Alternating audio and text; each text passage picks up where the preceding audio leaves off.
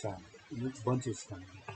오늘 여러분들이 제출한 단위 연구 계획서 여기에 사례를 검토하는 마지막 시간이 될 것 같습니다. 같이 살펴보도록 하죠.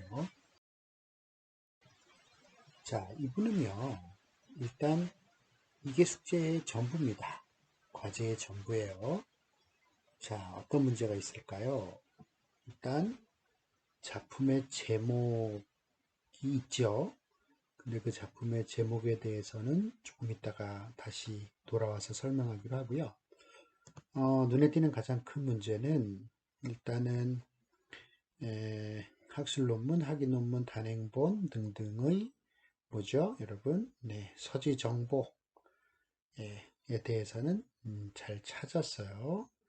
그런데 문제는 진작 있어야 될 뭐가 없는 거죠? 연구 계획서가 없네요. 네, 연구 계획서가 없어요. 그 왜 이분은 연구 계획서를 제출하지 않았는지 모르겠어요. 자, 일단 그러면 이분이 제출한 반쪽짜리 과제를 조금 살펴보도록 하죠. 일단 프로코피에프 바이올린 소나타에 대해서 이제 분석을 혹은 어떤 다른 연구를 한다는 것 같은데, 자, 이거는 제목만 쓰면은 이건 그냥 작품 제목이죠.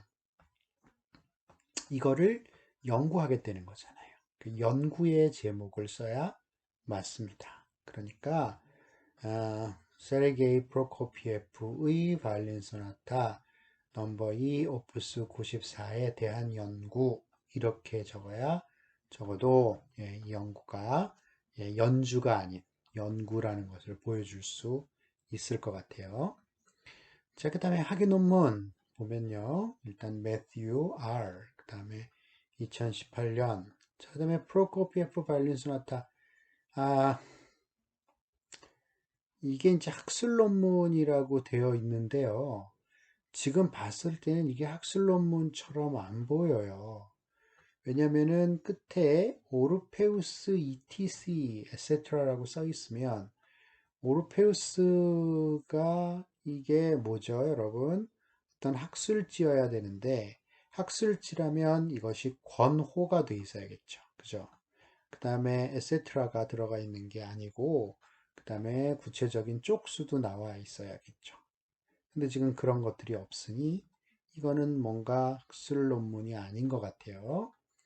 그 다음에 프로코피에프라고 하는 것은 전부 대문자로 써놨죠. 자, 이렇게 하면 안 돼요. 왜 안 되죠? 이거는 아마 도서관 사이트에서 그냥 복사해서 붙이기를 한 것 같아요.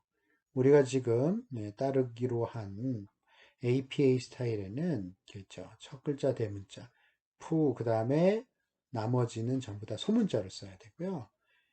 그 다음에 바이올린 소나타도 전부 소문자로 써야 됩니다. 그러니까 이거는 지금 복붙을 해서 APA 스타일에 맞게끔 바꿔야 되는데 그냥 붙여놓기를 한 거죠. 자, 그런 증거가 또 있어요. 학예 논문 보면 양은지 하고 그 다음에 이것의 연구 분석했어요. 그 다음에 APA 스타일에는요, 영문을 또 쓰도록 요구하지를 않아요. 그러니까 영문이 있으면 그 영문은 지워야 돼요. 아시겠죠? 그 다음에 단행본. 자, 이게 단행본인데, 자, 프로코피에프, 그 다음에 그 옆에 있는 이분은 누군가요? 그쵸? 그러니까 이분이 누군지 도대체 알 수가 없어요. 이거는 그리고 단행본이 아닌 것 같아요. 그쵸? 왜냐면 이것은 이대로 있다면 이것은 그냥 악보죠. 이해 가시겠어요? 그러니까 사전은 지금 이제 맞았어요. 그죠?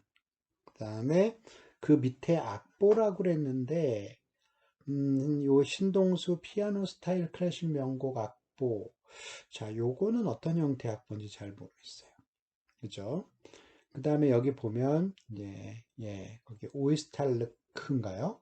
음반이라고 되어 있고, 그 음반에 나와 있네요. 그러니까 여기에서 요 음반에 나와 있는 OIS 이분이 저기 단행본에 있는 분이랑 같은 분이라면 아마도 저건 단행본이 아니라 연주자를 의미하는 게 아닌가 싶어요. 자, 여기 지금 이걸 같이 살펴보니까 이제 왜 여러분들이 APA 스타일로 서지 정보를 준비해야 된다고 선생님이 그렇게 강조했는지 아마 공감하실 수 있을 것 같아요. 자, 이렇게 써놓으면 뭐가 어떤 자료 형태인지 전혀 알 수가 없어요. 그죠? 자, 이게 책인지 알 수가 없고요. 이게 논문인지 알 수가 없어요. 악보인지 알 수가 없어요. 그러니까 이와 같이 잘 알지 못하는 형태를 하나의 스타일, APA 스타일 같은 것으로 통일해서 쓰게 되면 그 서지 정보의 포맷을 보고 아, 이것은 악보겠구나. 아, 이것은 책이겠구나. 아, 이것은 학술지 논문이겠구나. 아, 이것은 학위 논문이겠구나. 하는 것들을 이렇게 짐작하고 그다음에 이제 그 포맷을 보면서 확신할 수가 있겠죠. 근데 지금과 같이 이렇게 서식이 제대로 정리되어 있지 않으면 이게 제대로 된 것인지 모든 정보들 자체가 지금 다 불분명하고 의심스러운 것이죠. 그래서 이분은 지금 그런 부분이 자, 그 다음 연구 계획서에 되어 있습니다. 일단 제일 처음에 보실 수도 있듯이 제목이 없네요. 연구 제목이 없어요. 항상 연구 제목이 여러분 꼭 필요합니다. 자, 그 다음에요. 이분은 본 연구에서 필자는 브람스의 생애와 그의 음악적 특징 등을 악장별로 분석, 파악하여 연주자가 작품을 연주할 때 보다 구체적인 지식을 가지고 작곡가의 의도를 정확하게 인지하고 연주할 수 있게 도울 것이다. 라고 되어 있어요. 그쵸? 그런데요, 일단은 그의 음악적 특징 등을 악장별로 분석한대요. 브람스의 생애와 그의 음악적 특징들을. 자, 그의 음악적 특징들은 브람스 음악의 특징들인 것 같은데 악장별로 분석한대요. 그러면은 이게 무슨 작품을 분석하겠다라는 얘기도 안 나왔는데 악장별로 분석한대요. 그러면 도대체 뭘 악장별로 분석하겠다 했더니 밑에 그 다음 단락에 보니 첼로 소나타 2번 F장 쪽은요. 그렇다면 첼로 소나타 2번 F장 쪽을 분석하겠다라는 것이 첫 번째 단락의 첫 번째 문장에 나와야 되는 거예요. 그쵸? 그러니까 본 연구는 브람스의 첼로 소나타 2번 F장조의 음악적 특징을 악장별로 분석하여 연주자가 작품을 연주할 때 이렇게 이제 내려가야지 되는 거죠. 그리고 뭐뭐 하는 데에 그 목적이 있다. 본 연구는 뭐뭐 하는 데에 그 목적이 있다와 같은 문장 포맷을 사용하면 첫 문장에서 연구의 목적을 밝히는데 상당히 분명해요. 그래서 여러분 왜 여러분들은 한국말이 우리말이니까 다양하게 쓸 수 있을 거라고 선생님은 기대했어요. 그쵸? 근데 여러분들이 이렇게 만약에 한국말 구사를 못하면 이제 선생님은 이렇게 일종의 템플릿을 줄 수밖에 없어요. 그러니까 여러분들이 구성을 잘 못하겠으면 본 연구는 뭐뭐 하는데 그 목적이 있다라고 써주세요. 예? 그런 형태를 따라주세요. 마치 이게 한국말뿐만 아니라 영어에서는 여러분들이 외국어 공부를 해본 사람이 있다면 외국어로 글을 쓰거나 또는 말을 할 때는 일정한 템플릿에서 시작을 하는 거예요. 그 템플릿을 외우고 그 템플릿에서 필요한 상황에 따라서 단어를 바꾸고 이렇게 해서 문장을 만든단 말이에요. 그래서 그걸 갖고 상황에 따라서 즉각 할 수 있게 되면 그러면 이제 영어의 말이 트이고 기본적인 글을 쓸 수 있게 되는 거예요. 그리고 나서는 이제 그것을 벗어나고 그것에서 더 세련된 어떤 것들을 써 내려가는 그런 방식으로 이제 많이 공부를 하거든요. 근데 우리말도 안 되면 지금 마찬가지 방법을 그렇게 해야겠죠. 자, 첫 문장 어떻게 하시라고요? 본 연구는 뭐뭐 하는데 그 목적이 있다. 이렇게 쓰시라고요. 자, 두 번째 단락으로 갑니다. 1886년에 작곡된 브람스의 첼로 소나타 2번. 이거는 그가 작곡한 두 개의 첼로 소나타 중 한 곡이며 유아임 현악 사중주단의 멤버인 첼리스트 로베르트 하우프스만을 위해 작곡되었다. 자, 여기 보면은 네, 자, 작곡된이라는 것이 첫 번째 줄에 나타나고요. 두 번째 줄에 작곡한이라는 것이 두 번째 줄에 나타나고요. 이 문장의 제일 끝에는 작곡되었다라고 나타나죠. 자, 작곡 세 번 나타난다 문장에 이건 뭘 의미하는 거죠? 그렇죠. 문장 자체가 예, 딱 다이어트가 되어 있지 않다는 거예요. 이렇게 여러 정보들이 막 산발해 있다는 거예요. 그러면 뭐 그가 작곡한 첼로 소나타, 그러니까 두 곡 중 한 곡이라는 거, 그 다음에 그게 F 장조라는 거, 그 다음에 이 사람을 위해서 작곡되었다, 아니면 이 사람에게 뭐 헌정되었다든지 뭐 이런 식으로 용어를 바꿀 수 있고 정보를 좀 더 압축해서 쓸 수가 있죠. 그리고 이제 뭐라고 그랬냐면 그 다음 문장에서 이 곡은 첫 번째 소나타 2단조보다 규모가 크고 브람스의 전통성과 진보적인 독창성을 보여준다. 이거는 아마도 어디에서 갖고 온 것 같아요. 이 문장은. 그쵸? 왜냐하면 아마 이 연구자가 이렇게 두 개의 작품에 대한 이야기를 할 거는 아닌 것 같아요. 이거는 어디에서 갖고 온 것 같아요. 그러면 어디에서 갖고 왔다는 것을 써주는 게 좋죠. 그 다음에 필자는 연주자의 이해도를 위해 이 두 작품을 비교 분석하여 좋아요. 그가 추구하는 음악 방식, 각 악장의 마디별 특징들을 분석할 예정이다. 자, 일단 두 가지 문제가 있어요. 음악 방식이 뭐예요? 음악 방식. 그럼 뭐 음악을 전개하는 방식인가요? 네, 그렇다 치고요. 각 악장별 마디별, 각 악장의 마디별 특징? 자, 그러면 자, 각 악장이 있는데 그게 지금 여러분 100마디도 넘을 거 아니에요. 근데 그거를 갖다가 마디별로 특징을 분석하겠다. 어우, 어떻게 해요? 이거 어떻게 얼마나 큰 작업이에요? 근데 여기다가는 그렇게 하겠다는 거죠. 그러니까 이거는 연구를 뭐라고 하죠? 할 수 있는 수준이 아닌 거죠. 그러니까 마디별 특징, 이 얘기는 좀 빼는 게 좋을 것 같아요. 그리고 이번 연구를 통해 곡에 대한 정확한 이해와 작곡한 목적을 알아. 작곡한 목적, 이것도 문제예요. 작곡한 목적이 뭡니까? 브람스가 왜 이걸 작곡했어요? 그게 아니죠. 그죠? 작곡한 목적이라는 것은 너 이거 왜 썼니? 뭐 그럼 뭐라고 대답하겠어요? 없잖아요. 그러니까 이렇게 지금 그냥 쓱 어떤 그런 뭐랄까요? 분명한 책임을 질 수 없는 말들을 쓰지 마시라고요. 연주에 도움이 되기를 기대한다. 물론 그래야겠죠. 자, 그래서 지금 이 연구 계획서는 좀 정리가 좀 더 많이 필요한 것 같아요. 그렇죠? 그 다음에 학술 논문 해놓고 이제 임혜경에서 찾았어요. 자, 그 다음에 뒤에 충남대학교 예술문화연구소. 자, 이렇게 하면 안 돼요. 왜 안 되냐면 이건 학술지 이름이 나와야죠. 예술문화연구소는 학술지 이름이 아니에요. 이 학술지를 예, 발행한 곳이겠죠. 그죠? 그 다음에 학위 논문.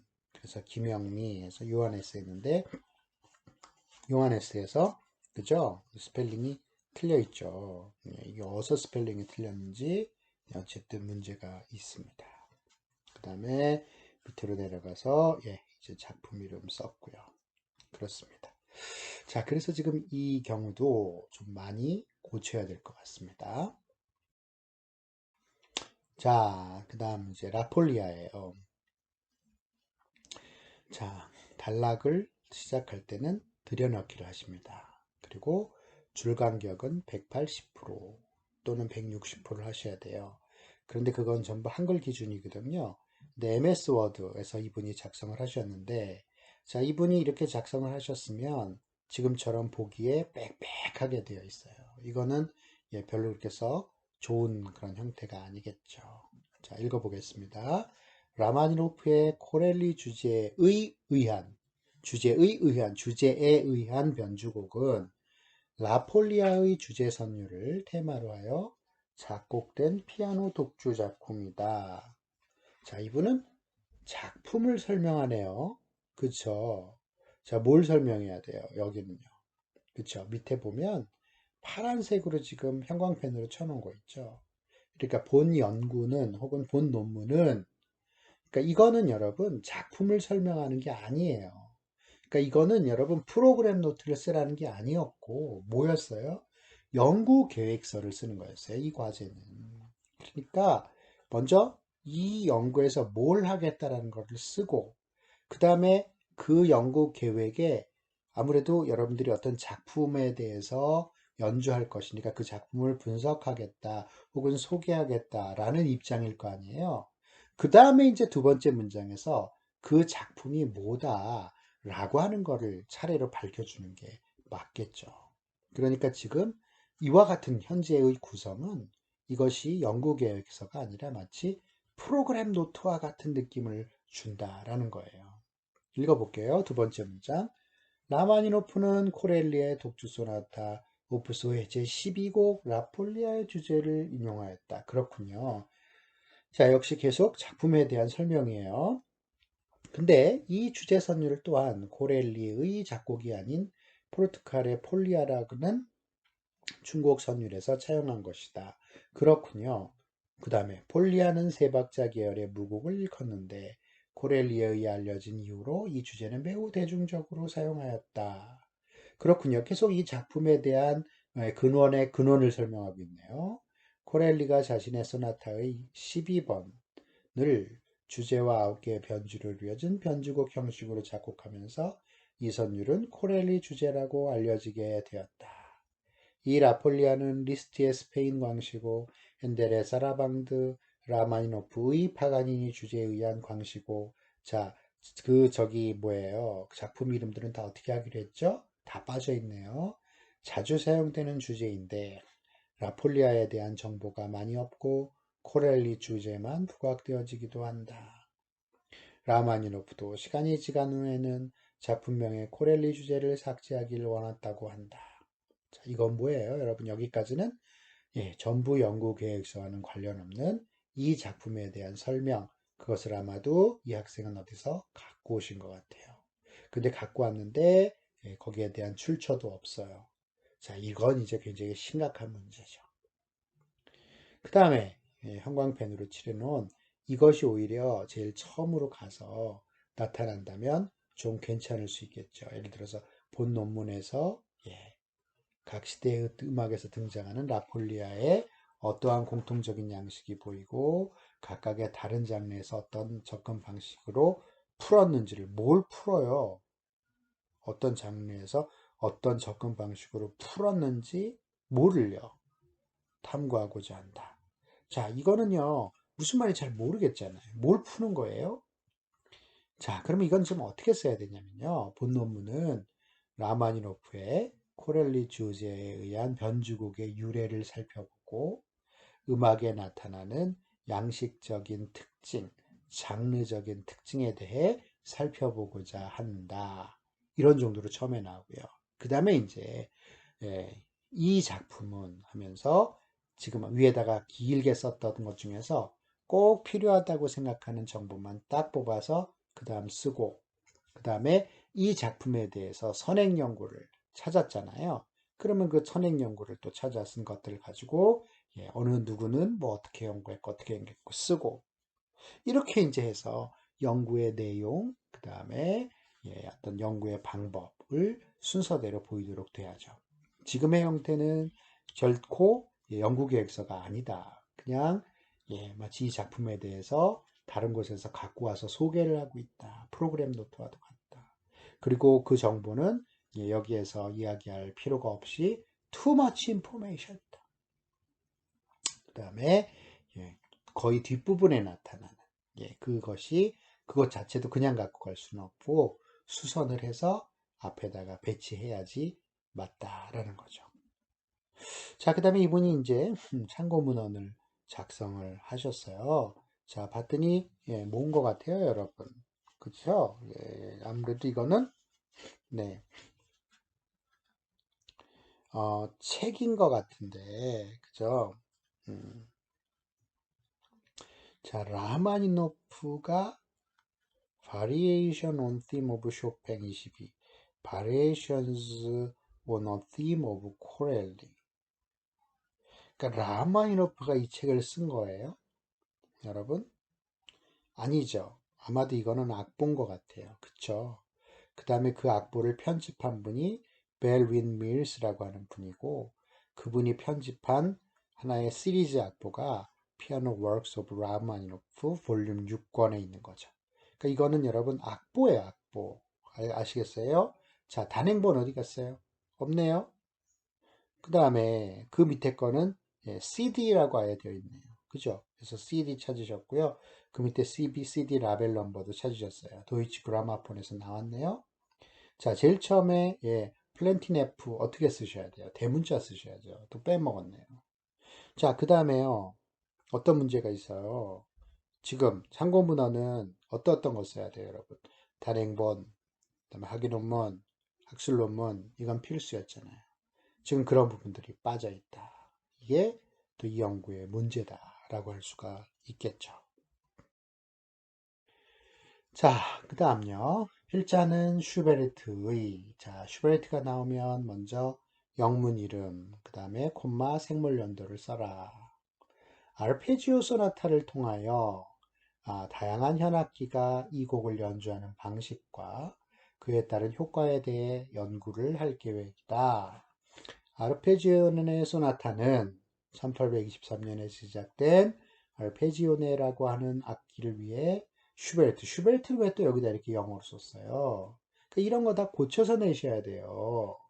슈베르트가 작곡한 지금은 존재하지 않는 악기 아르페지오네를 위한 단 하나의 곡이다.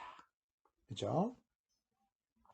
그러니까 맨 처음에는 연구를 슈베르트 이거 하겠다라고 밝혔어요. 그리고 이 곡에 대해서 밝혔어요. 예, 적절한 전개죠. 자, 그 다음에 오늘날에는 아르페지오네와 가장 유사한 형태를 갖고 있는 첼로로 자주 연주되지만 첼로 위에 현악기들을 통해서도 연주된다. 좋아요. 그 다음에 모든 현악기를 위해 쓰여진 곡이라 다른 현악기에 비해 상대적으로 크기가 큰 더블 베이스로는 접근이 쉽지 않아 다른 현악기를 연주할 때는 어떻게 다른지 궁금증을 갖게 되었고, 그러니까 이거는 뭔가 연구 계획서라기보다는 자신의 그 고백을 쓴 것 같아요. 그러니까 이제 더블 베이스로는 접근이 쉽지 않다라고 얘기를 한 거 보니까 이분이 아마 더블 베이스 연주자인 것 같아요. 그렇죠? 그래서 내가 더블 베이스 연주자인데 그걸 가지고 연주를 하고 싶은데 너무 거기가 커가지고서 좀 잘 안 되는데 어쨌든 어떻게 다른지 궁금증을 가져서 이 연구를 하게 됐다. 이렇게 고백을 여기다 하신 거죠. 근데 이런 고백은 여기에 필요가 없다라는 거예요. 그죠? 그래서 그리고 또 실제로 그것을 위해서 뭔가 어떻게 하겠다 아니면 그것으로 편곡했을 때의 효과를 연구를 하겠다 이런 것도 아닌 것 같아요. 이건 그냥 빼시면 좋을 것 같고요. 자, 연구자는 아르페지오나라는 악기에 대해 연구를 한 후, 그 다음에 비올라, 첼로, 베이스로 했을 때 뭘 해요?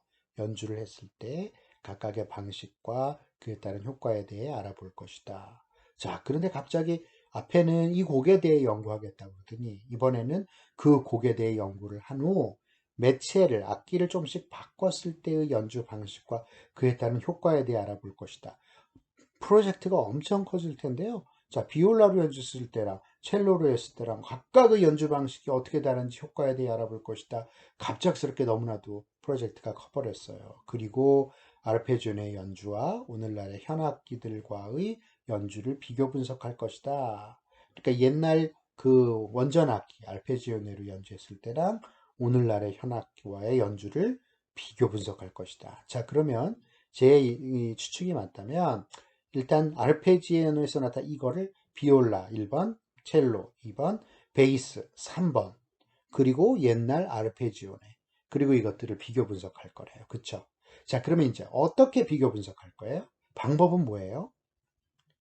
자, 연주자의 어떤 방식으로 이걸 비교 분석할 거예요? 자, 음원을 들어서 소리를 비교 분석할 거예요? 아니면 각각의 연주자들에게 인터뷰를 해서 그들의 어떤 것들을 공유할 거예요? 아니면 한 사람이 여러 개의 악기를 다룰 수 있다면 그 사람이 어떤 매체를 옮겨갔었을 때의 어떤 문제점이라든지 어떤 난이도라든지 라는 것들을 이야기할 수 있을 텐데 사실상 그런 연주자는 없잖아요. 결국 그러면 어떻게 연주를 할 거냐, 어떻게 연구를 할 거냐는 게 바로 질문이죠. 그리고 나서 이제 이 연구를 통해서 현악기에 대해서 깊이 알아가고, 예, 이제 이런 얘기로 마무리를 지었어요. 자, 이거는요, 지금 생각을 좀 더 하셔야 돼요. 그리고 그 생각을 정말 딱 일관성 있게 만드셔야 될 필요가 있죠. 지금 현재 연구 계획서에는 자, 이 작품에 대해서 연구를 하겠대요.